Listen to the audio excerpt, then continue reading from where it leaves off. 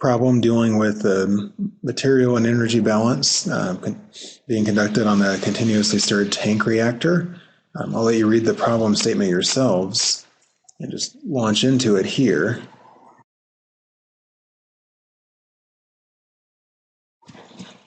Here we have, in this problem statement, we have equal molar amounts of A and B, and so in a way it doesn't matter which one we track. For the purposes of this problem statement, I'm just going to track component B, somewhat arbitrarily here. And we have equal molar. We're given information on the volumetric flow rate of the total stream. And most of this stream is actually, as expected, solvent, since the concentrations of A and B are relatively dilute. So for example, if water was the solvent, then its concentration would be roughly 55 moles per liter. The reactor's temperature is held constant at 350 K, although, as we'll see later in the problem, the reactor feed temperature is going to be 300 Kelvin. And so part A asks, what reactor volume do we need to achieve an outlet flow rate of C of 4.5 moles per minute?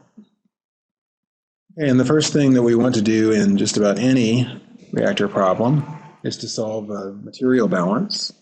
And there are many ways that we could set this up. I'll express this in terms of conversion, that the volume, which we want to solve for in this case, is equal to the inlet molar flow rate of B times the fractional conversion of B divided by the reaction rate of component B. And we can furthermore express that inlet flow rate of B in terms of variables that we actually have, which is the inlet volumetric flow rate of the total stream times the concentration of B times the fractional conversion, and divide this by the reaction rate of B, which we're given the reaction rate constant in terms of A. And in the reaction, we consume 2 moles of B for each mole of A that we consume. So we consume B at twice the rate at which we consume A. So we can write down the rate of consumption is 2 times Ka times the concentration of A times the concentration of B. Now, the next step is that we want to try to express these concentrations in terms of conversion. And so I'll do that directly in this expression. But again, we carry along these terms. But now the concentration of A, again, is at the inlet is equal to the concentration of B. And so we can write this down as a CB naught, and then multiply it by our conversion expression for the amount of A that's remaining in the reactor. And that's equal to 1 minus x over 2. CB naught, that we think of describing the concentration of B that's left over as a function of conversion, 1 minus x. So that's the amount of B that's left over after a certain fraction x has been converted. Right, the reason we divide by 2 here is, again, for each mole of B that we convert, we only convert half a mole of A because of that 2-to-1 stoichiometry. And so that's how we know to multiply the conversion by a factor of 1/2. All right, so now in this expression, we want to solve for the volume, V, and we know a lot of these numbers. So V naught is equal to 18 liters per mole. The inlet concentration of B is equal to 0.8 moles per liter, so we know that here and here and here. We are given a value of Ka, so we know that value. And so the only thing that we need in order to solve for the volume is the conversion. And we need to get that from our other piece of information, which is that the outlet flow rate of C is equal to 4.5 moles per minute. So if we take that, then of course we can express this in terms of conversion. And so again, for each mole of C that we form, we had to react 2 moles of B. And so therefore, this outlet flow rate has to be equal to 1/2 the amount of B that we reacted, which we can express as the B that we started with times the fractional conversion times 1/2. Right, and so we know how much B we started with. So this is equal, again, to 1/2 times the inlet volumetric flow rate times the inlet concentration of B times x. And so we, again, know this number, and we can solve for a fractional conversion of 0.625. Right now, we know everything in our expression for the volume, and we can furthermore solve for the volume. And when I plug in those numbers, if I don't make a mistake, then I get a volume of around 160 liters. Okay, so the next part of the problem, part B, asks for how much heat we're going to have to add or remove, and we have to determine which we need to do.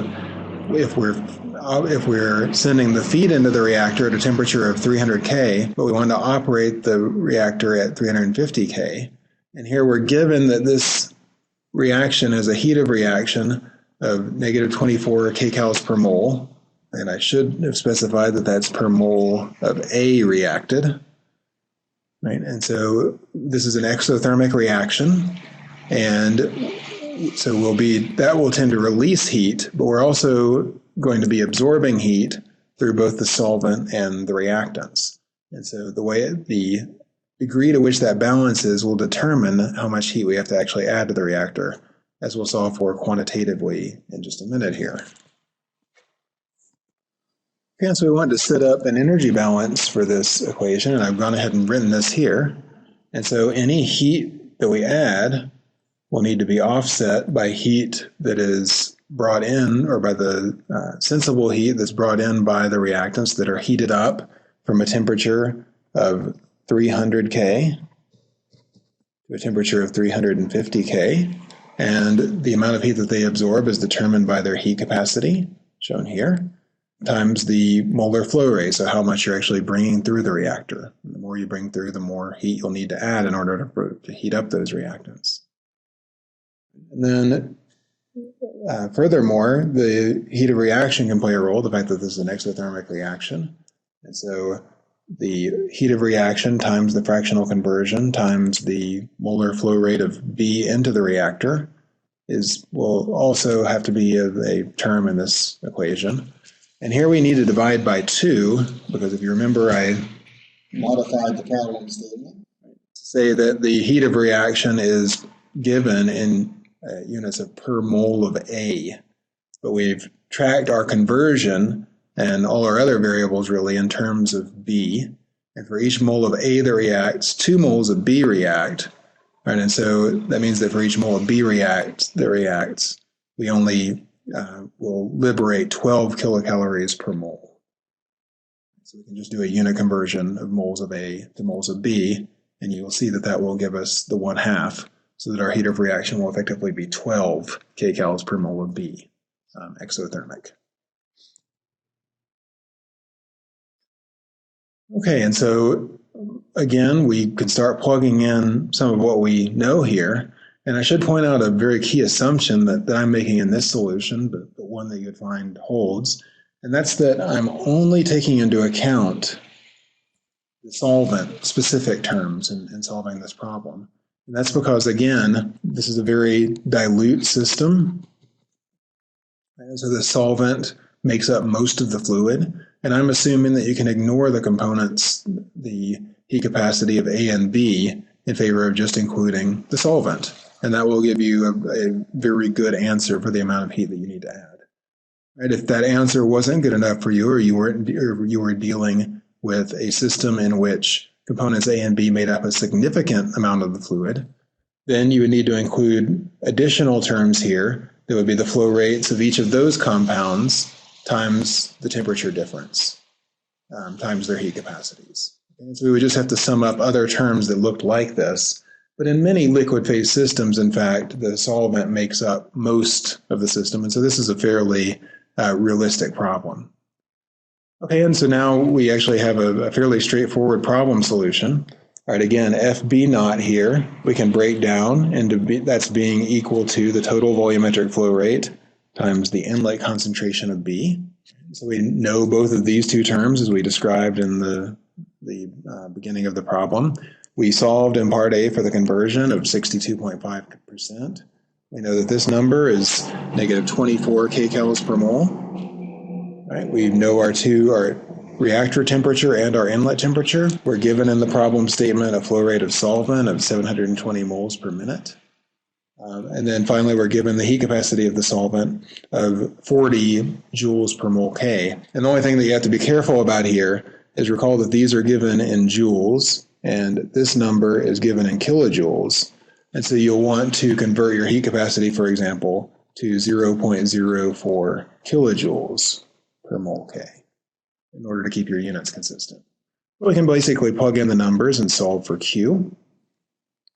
And if I do that, and again, didn't make any math mistakes, I get a Q of about 1,300 kcals per minute that need to be added to this reaction. And so we know that it needs to be added because this is a plus sign, and inputs correspond to positive values here. So, for example, exothermic reaction is a heat input, and that leads to a positive term in this equation. Right?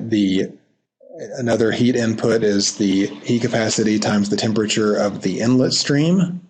Right? And so that is a positive number here, and so we see that that's another heat input that's correlated with a positive term, whereas we have a negative term for the heat capacity times the flow rate times the outlet temperature, T.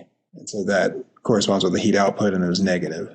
And so, again, this corresponds to heat that we have to add to the system in order to bring it up to 350 Kelvin. So, in other words, the exotherm here isn't enough to increase the temperature all the way to 350 Kelvin, and we need to provide a little bit of extra heat.